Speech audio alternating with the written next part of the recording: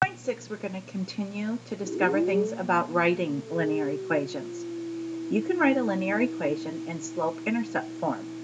That is the form we were using in 8.5, y equals mx plus b. If you know the slope, which is the m, as we have practiced in 8.4 maybe, and the y-intercept, which is the b, or the constant term, of an equation's graph. So the first example is just simply where they tell us those different parts of the linear equation. So if we're given the slope and the y-intercept, the slope of 3 and the y-intercept of -7, we're going to go ahead and we're going to substitute that in. The 3 will get substituted in for the m in the y equals mx plus b form, and the -7 is the y-intercept, or b. Now remember, to understand the concept fully, the y and the x variables stay as y and x because this is the equation for the line, and the line could have many different x's and y's. So we're going to, x is your input.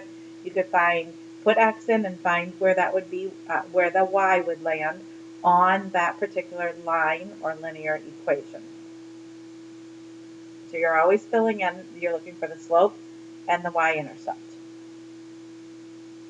On our next example, it says that we're going to write it of a line that's shown in a graph. The first part says find the y-intercept, because that is b. To find the y-intercept, we're going to look on the y-axis, y-intercept where it's intersecting, and we find the point 0, 3. 0 because we don't move left or right, and 3 because we went up 3 on the y-axis. So our y-intercept is at 3. The next thing we need to do is we need to find the slope. We can, oh, that's not pretty at all. We can find the slope, oops, lost my arrow there. There we go. We can find the slope, much better, by finding 2 points. I'm going to go ahead and I'm going to use the first point I'm going to use is the one we already found for our y-intercept. Then I'm going to look at the graph and see if I can find another point that lands on an exact intersecting point on the grid. So this is my next point here, and I can label that point. I'm coming over 4 and going up 2, so that point is 4, 2. Now we can do the same as we did in the first part of the chapter. And again, I think it is 4, 4, where we found the slope. We can find the slope by the difference of the y's divided by the difference of the x's. As I mentioned in class, we don't know which one's our first y and which one's our second y when we're looking at it in the graph. So as you can see, I went ahead and calculated it in either order. First, I used the 2 of the second point, the 2 of this point, and then I used the y from the other point, 3. I'm going to again come back to the red point because that's where I started, and I'm going to use 4, and I'm going to subtract 0. I can also, however, do it the opposite way. I'm going to start with the black point, and I'm going to use the y, 3, minus 2 of the red point, but then I do it in the same order for my x's, 0, minus 4. Either way, when I work those out, I'm going to find the same slope. So if I do 2 minus 3, I would get a -1, and 4 minus 0 would be 4. If I do 3 minus 2, this time I get a 1, and 0 minus 4 would be -4. Remember, these are the same slope. It's a negative slope, and it's a -1/4. Now we're going to talk a little bit again about parallel and perpendicular lines. Parallel lines, we know, have the same slope. So that means that they will never ever cross, and they have the exact same slope. However, they will not have the same y-intercept. The y-intercept means the place it crosses the y-axis. And if the line had the same slope and crossed at the same point, it would be the same line. So it says write an equation of the line that is parallel. So the information we know is, if we know it's parallel, we know what the slope of another line is going to be. So it's the line y equals 4x minus 8. And we know it's going to pass through the point 0, 2. So the first thing I said is we know the slope. The slope is always the coefficient to x. So we know that the slope is going to be 4 because of the 4x. So the slope of the parallel line has to be the same slope. So it's going to be 4. Now, we know the line passes through the point 0, 2. We also know something about the point when they tell us the point 0, 2. Because x is 0, that means we're not going to move left or right. We're only going to go up 2. That makes that the y-intercept point. So if it says the line passes through 0, 2, the parallel line passes through, get my tool changed here, 0, 2. So that makes it the y-intercept. So that's my plus b, is 2.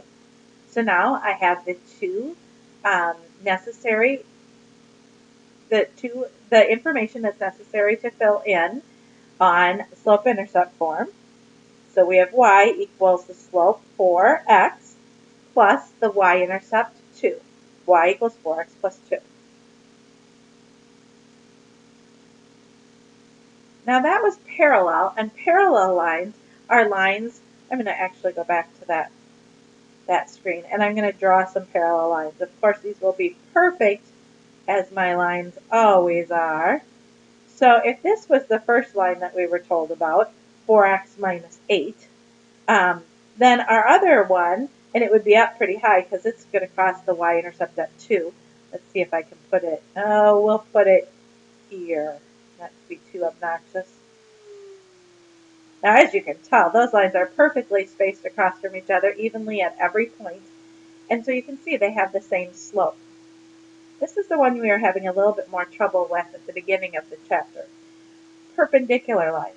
Perpendicular lines mean that the lines make 90-degree angles when they cross.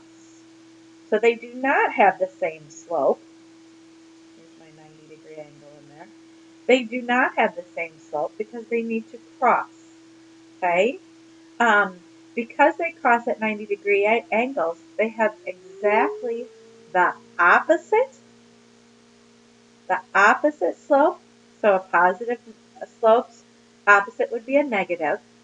And they're going to have the reciprocal. They're going to rise and run just the opposite from each other. So we're going to do the same procedure we did with parallel.